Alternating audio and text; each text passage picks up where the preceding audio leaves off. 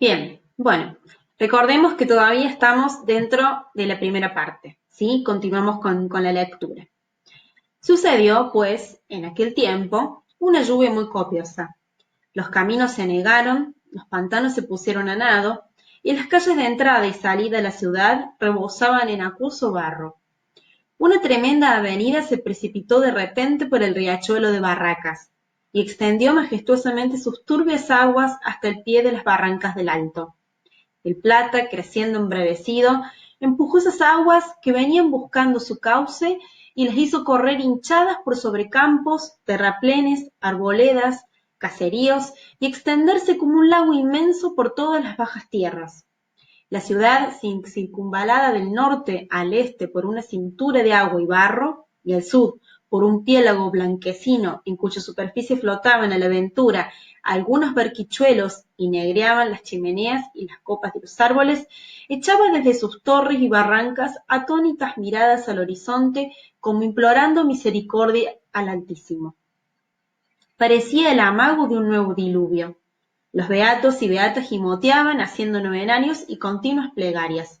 Los predicadores atronaban el templo y hacían crujir el púlpito a puñetazos. Es el día del juicio, decían, el fin del mundo está por venir. La cólera divina, rebosando, se derrama en inundación. ¡Ay de vosotros pecadores! ¡Ay de vosotros unitarios impíos que os mofáis de la iglesia, de los santos, y que no escucháis con veneración la palabra de los ungidos del Señor! ¡Ay de vosotros si no imploráis misericordia al pie de los altares! Llegará la hora tremenda del vano crujir de dientes y de las frenéticas imprecaciones. Vuestra impiedad, vuestras herejías, vuestras blasfemias, vuestros crímenes horrendos han traído sobre nuestra tierra las plagas del Señor. La justicia y el Dios de la federación os declarará malditos. Bueno, fíjense que acá Echeverría de alguna manera lo que hace es reproducir el pensamiento o aquello que decía el pueblo, que desde su visión es el pueblo federal, el pueblo popular, ¿sí? Que de alguna manera y de forma absurda le echa la culpa a los unitarios de esta inundación, ¿sí? Entonces, recuerden que estamos en Cuaresma, hay abstinencia de carne y a su vez ha venido un diluvio que ha hecho que todo Buenos Aires esté inundado, ¿sí? Bien, continuamos. Las pobres mujeres salían sin aliento, anodadadas del templo, echando, como era natural, la culpa de aquella calamidad a los unitarios. Continuaba, sin embargo, lloviendo a cántaros y la inundación crecía, acreditando el pronóstico de los predicadores. Las campanas comenzaron a tocar rogativas por orden del muy católico restaurador, quien parece no las tenía todas consigo. Los libertinos, los incrédulos, es decir, los unitarios, empezaron a amedrentarse al ver tanta cara compungida, oír tanta batahola de imprecaciones. Se hablaba ya como de cosa resuelta, de una procesión en que debía ir toda la población descalza y a cráneo descubierto, acompañando al Altísimo, llevado bajo palio por el obispo hasta la barranca de Balcarce, donde millares de voces conjurando al demonio unitario de la inundación debía implorar la misericordia divina. Fíjense que acá sigue con esta misma idea de que la culpa de la inundación y de todos los fenómenos naturales que acechan a Buenos Aires es culpa, ¿sí?, de los unitarios. Feliz, o mejor, desgraciadamente, pues la cosa habría sido de verse, no tuvo efecto la ceremonia, porque bajando el Plata, la inundación se fue poco a poco escurriendo en su inmenso lecho sin necesidad de conjuro ni plegarias. Bien, acá finaliza de alguna manera la primera parte, ¿sí? Luego de eso, digamos, la inundación baja, como dice, sin necesidad de plegarias, ¿sí? Tip para tener en cuenta. Fíjense que Echeverría, o este narrador, siempre hace referencia, ¿sí?, a Rosas, pero no usa su nombre. Fíjense que solamente le dice el muy católico restaurador. Y también, para agregar algo más, es interesante ver la construcción adjetiva que hace tanto de los federales, tanto como de los unitarios, y cómo en esa construcción se percibe la total ironía, los buenos federales, ¿sí? Los muy buenos católicos. Bien, veamos ahora, ¿sí? Cómo continúa este relato. Comenzamos acá con la parte 2. Lo que hace principalmente mi historia es que por causa de la inundación estuvo 15 días el matadero de la convalecencia sin ver una sola cabeza vacuna y que en uno o dos todos los bueyes de quinteros y aguateros se consumieron en el abasto de la ciudad. Los pobres niños y enfermos se alimentaban con huevos y gallinas, y los gringos y orejotes bramaban por el biftic y el asado. La abstinencia de carne era general en el pueblo, que nunca se hizo más digno de la bendición de la iglesia, y así fue que llovieron sobre él millones y millones de indulgencias plenarias. Las gallinas se pusieron a 6 pesos y los huevos a 4 reales y el pescado carísimo. No hubo en aquellos días cuaresmales promiscuación ni excesos de gula, pero en cambio se fueron derechito al cielo innumerables ánimas y acontecieron cosas que aparecen soñadas. Bien, entonces, dentro de este contexto, junto con la inundación, no ingresó ninguna res al matadero, ¿sí? Y dado que la cultura argentina está atravesada por el hecho de comer carne, según lo que dice acá Echeverría, ¿sí? Ya el ánimo de la gente estaba decaído, ¿sí? Pero como era cuaresma, no se ha cometido pecado, se han portado más que bien con este suceso, ¿sí? Bien, continuamos. No quedó en el matadero ni un solo ratón vivo de muchos millares que allí tenían albergue. Todos murieron de hambre o ahogados en sus cuevas por la incesante lluvia. Multitud de negras rebusconas de achuras, como los caranchos de presa, se desbandaron por la ciudad como otras tantas arpías prontas a devorar cuanto hallaran comible. Las gaviotas y los perros, inseparables rivales suyos en el matadero, emigraron en busca de alimento animal. Porción de viejos achacosos cayeron en consunción por falta del nutritivo caldo. Pero lo más notable que sucedió fue el fallecimiento casi repentino de unos cuantos gringos herejes que cometieron el desacato de darse un hartazgo de chorizos de Extremadura, jamón y bacalao y se fueron al otro mundo a pagar el pecado cometido por tan abominable promiscuación. Bien, fíjense que continúa con esta misma idea de la falta de carne, ¿sí? al pueblo, y que de alguna manera está un poco exagerado, ¿sí? Porque no solo que hay ironía en este texto, sino que también hay mucha hiperbolización, ¿sí?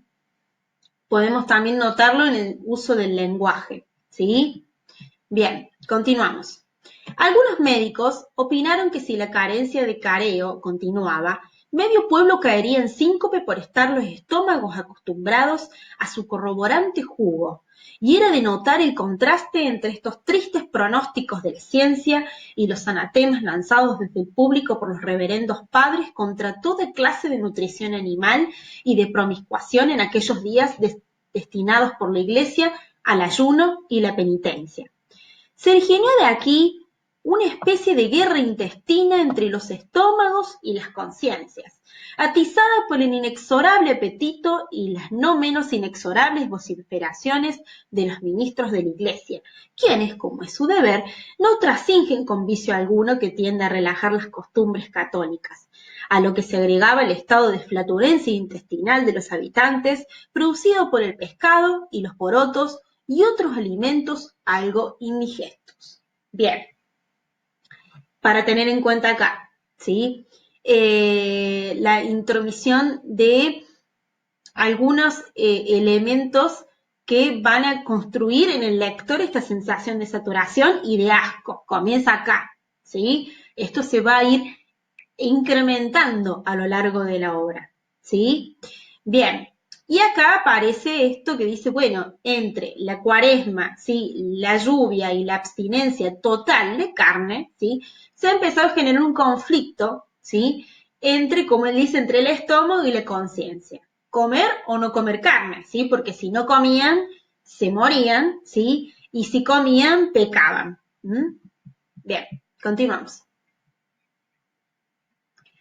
Esta guerra se manifestaba por sollozos y gritos descompasados en la peroración de los sermones y por rumores y estruendos subitáneos en las casas y calles de la ciudad o donde quiera concurrían gentes.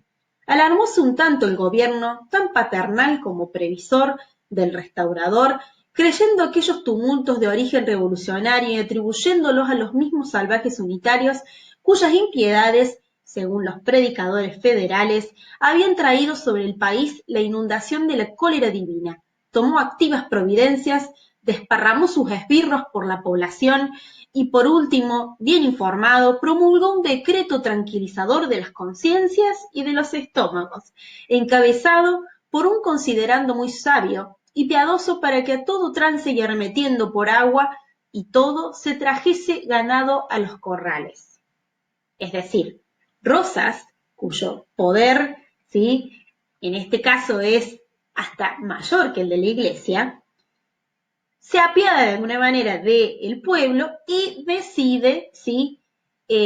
Traer algunas ganado a los corrales, es decir, que autoriza, ¿sí? El consumo de carne en medio de esta situación, ¿sí?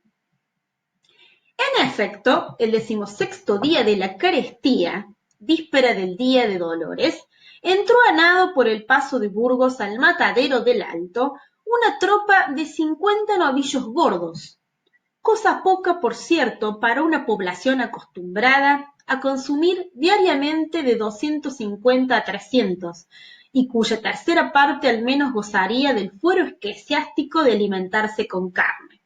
Cosa extraña que haya estómagos privilegiados y estómagos sujetos a leyes inviolables y que la Iglesia tenga la llave de los estómagos. Bueno, acá fíjense que desde el inicio de la narración hasta ahora hay una crítica fuerte y dura a la Iglesia, ¿sí? En cuanto a su contradicción, si supuestamente están en cuaresma y no consumen carne, ¿cómo puede ser que luego una parte del ganado, sí, que se trae va destinado a la iglesia? ¿Mm? Bien, continuamos. Pero no es extraño, supuesto que el diablo con la carne suele meterse en el cuerpo y que la iglesia tiene el poder de conjurarlo. El caso es reducir al hombre a una máquina cuyo móvil principal no sea su voluntad, sino la de la iglesia y el gobierno. Crítica acá de Echeverría. Quizá llegue el día en que sea prohibido respirar aire libre, pasearse y hasta conversar con un amigo, sin permiso de autoridad competente. Así era, poco más o menos, en los felices tiempos de nuestros beatos abuelos, que por desgracia vino a turbar la Revolución de Mayo. Fíjense que acá aparece el escritor romántico, ¿sí? Los ideales de Mayo. Hoy por hoy, en ese contexto histórico, no hay libertad. La idea es crear un pueblo que solo sepa acatar al gobierno y a la iglesia. Sea como fuera, a la noticia de la providencia gubernativa, los corrales del Alto se llenaron, a pesar del barro, de carniceros, achuradores y curiosos, quienes recibieron con grandes vociferaciones y palmoteos los 50 novillos destinados al matadero. Chica pero gorda, exclamaban. ¡Viva la Federación! ¡Viva el restaurador! Porque han de saber los lectores que en aquel tiempo la Federación estaba en todas partes, hasta entre las inmundicias del matadero, y no había fiesta sin restaurador como no hay sermón sin Agustín.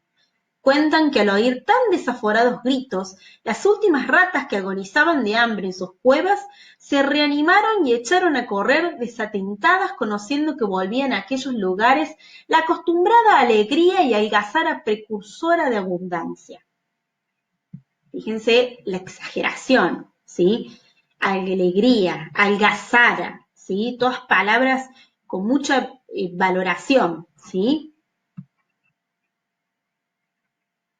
El primer novillo que se mató fue todo entero de regalo al restaurador, hombre muy amigo del asado.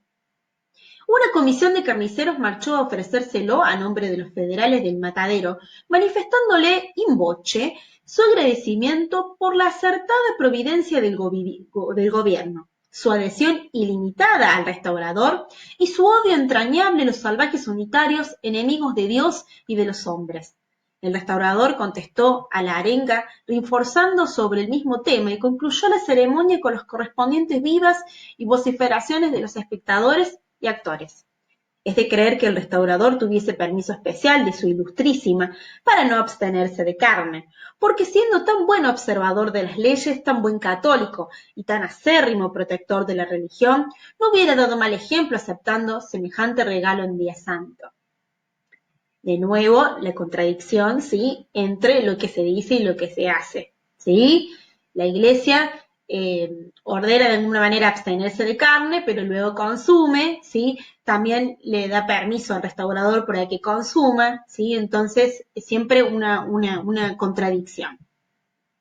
Siguió la matanza y en un cuarto de hora 49, perdón, vuelvo.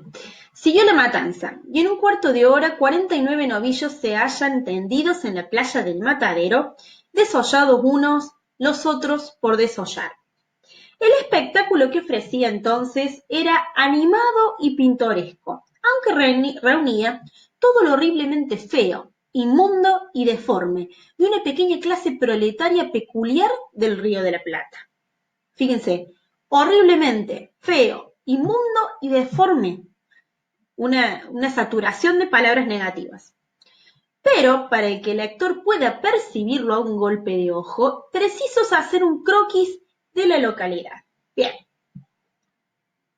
Acá, ¿sí?, va a iniciar una descripción bien precisa del matadero, ¿sí? Lo que es interesante es que esta descripción tiene mucho de movimiento realista, ¿sí? Porque el realismo, cuya intención era describir la realidad a través de la literatura, ¿sí? Va a utilizar la descripción precisa, ¿sí?, para poder construir esa realidad, ¿sí?, que pretende mostrar. Bien, continuamos.